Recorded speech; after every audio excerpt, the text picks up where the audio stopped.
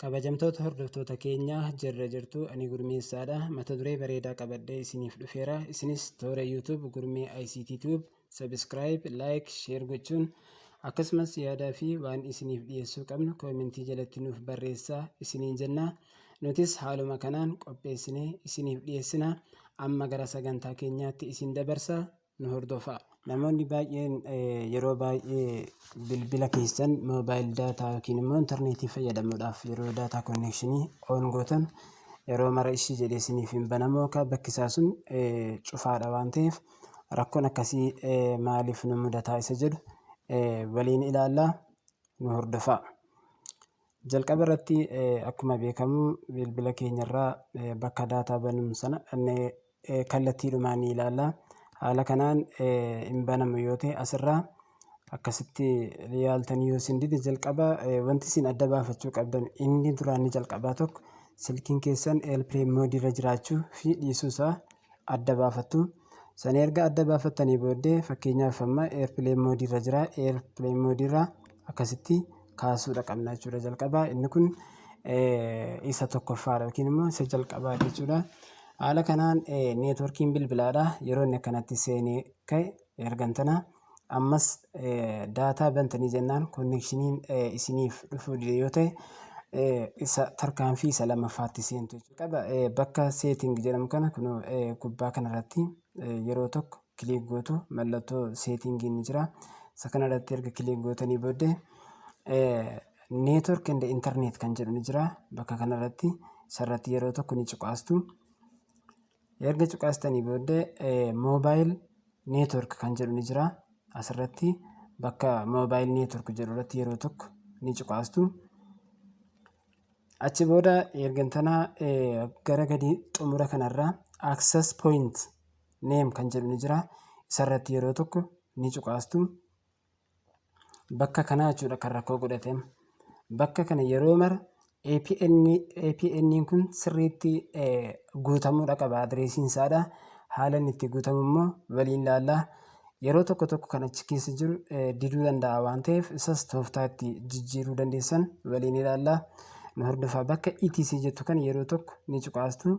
Yeroo kana haala kanaan isinii dhufa edit with setting jedha. Just waan jettuuni haala kanaan isinii ba'a. Neem bakka jedhu kana waan feetan gochuu dandeessu. Homaa dirqama miti inni rakkoon qabu. ETCs jechuu hin dandeessu yookaan immoo Itiyoo Teelee jechuu illee hin dandeessu. Itti aansuudhaan lammaffaa irratti kan argamu APN kan jedhu ni jira. APN kun dirqama sirriitti barreeffamuu qaba. Yookaan akka IP adireesiitti barreeffamuu qaba. Yookaan immoo akka .com, .net, .et akka sanatti haala sanaan barreeffamuu qaba. Yeroo kana APN bakka jedhu kanarratti yeroo tokko ni cuqaastu. Yeroo kana bakka kanarraa amma 0 keessa jira iseetu rakkoo fidee waan ta'eef isee keessaa balleessitaniitiyyuu asirratti etc.com jettanii barreessitu al tokkicha. Haala kana erga barreessitanii booddee okay bakka jettu kana yeroo tokkotti ni cuqaastu. Haala kanaan irratti barreessuu ni dandeessu. Ammas wanti isin gochuu qabdan yookaan irra deebi'atanii ilaaluu qabdu gara xumuraarra dhaqxaniiti APN enable or disable kan jedhu kun jiraachuu isaadha. Enable irra jiraachuu isaadha adda baafachuu qabdu. Inni kun disable ta'eera yoo ta'e amma kan koo enable ta'ee jira waan ta'eef disable irra yoo jiraate enable gochuun barbaachisaadha jechuudha. Yoo kana ta'e malee APN sun disable taanaan banuu hin danda'u jechuudha. Bakka kanarratti argaa jiraattan enable jedha waan ta'eef disable yoo ta'e jiraate enable gochuullee ni dandeessu jechuudha. Sana booda bakka gubbaarraa gara mirgaarra jiruudhaan tuqaa sadii qabu kanarratti yeroo tokko yeroo cuqaastan save or discard kan jedhu dhufa.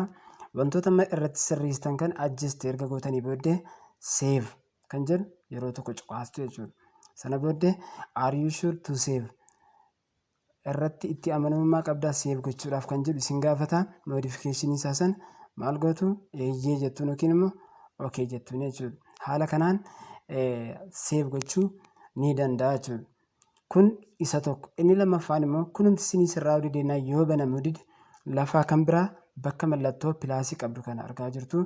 Bakka kanarraa achirratti dhuftaniitu yeroo tokko ni cuqaastu jechuudha.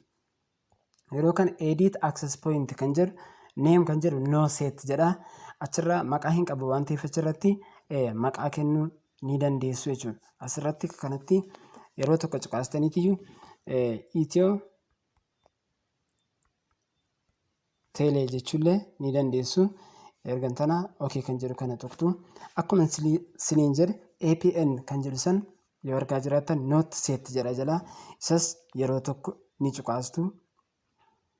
Akkasitti erga cuqaastanii booddee bakka kanatti illee IP addressii illee galchuu ni dandeessu jechuudha. Yeroo tokko bilbiloonni tokko illee haala kanaan fudhachuu ni danda'u waan ta'eef tooftaa kana illee jijjiiruu qabdu.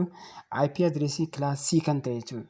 Yookiin immoo garee C kan ta'e 92 168 10 15 jettanii akkasitti illee yoo barreessitan inni kun IP addressii jedhama afaan kompiitaraa irratti. Kanaaf haala kanaan illee yoo itti guuttan sirriitti fudhachuu ni danda'a. Okay jettuuni haala kanaan guuttu. Ammas xumura irra dhaxxanii APN isaa enable yookaan disable ta'uu isaadha adda baafachuudha qabdu jechuudha. Asitti bakka kanarratti argaa jiraattan enable jedhee jira waan ta'eef disable jedhee yoo jiraate isinillee enable gochuun dirqama ta'a. Yoo kana hin ta'in daataa connection keenya active ta'uu hin danda'u yookaan banamuu hin danda'u jechuudha. Mee kanallee haala kanaan bakka tuqaa sadii qabu kanarratti yeroo tokko cuqaastaniitiyyuu maal gootu ammas save gochuudha qabdu jechuudha. Sana booddee okay jettu. Kanaaf isa jalqabaarra by default gurraachessi jira waan ta'eef akka geengoo wayii gara mirgaarraan argaa jirtu waan ta'eef isa jedhurra jira waan ta'eef yoo inni isin diriira ta'e isa gara gadii irratti haala kanaan irratti yeroo cuqaastan irratti isiniif active ta'a. Haala kanaan sirreeffachuu ni dandeessu. Parsantii 100 haala kanaan daataan keessan banuu ni danda'a. Mee kan silanaa banuu dide na yaala banuuf dhiisuusaa adda baafanname. Hordoftoota keenya amma kun akkuma isin argaa jirtan daataan sila banuu dide kun haala kanaan amma active ta'ee jira jechuudha. Isinillee tooftaa kanatti fayyadamuudhaan daataan keessan yeroo inni isin didu haala kanaan banuu ni dandeessu yookaan seetingii isaa keessa deemtanii access name isaadha sirreessuu ni dandeessu jechuudha. Kanaaf kabajamtoota hordoftoota keenya toora YouTube Gurmee ICT Tube subscribe, like, share gochuudhaan nu hordofaa isiniin jenna. Akkasumas yaadaa fi wantoota isiniif dhiyeessuu qabnullee koomentii jalatti nuuf barreessaa. Nutis haaluma sanaan qopheessinee isiniif dhiyeessina. Galatooma.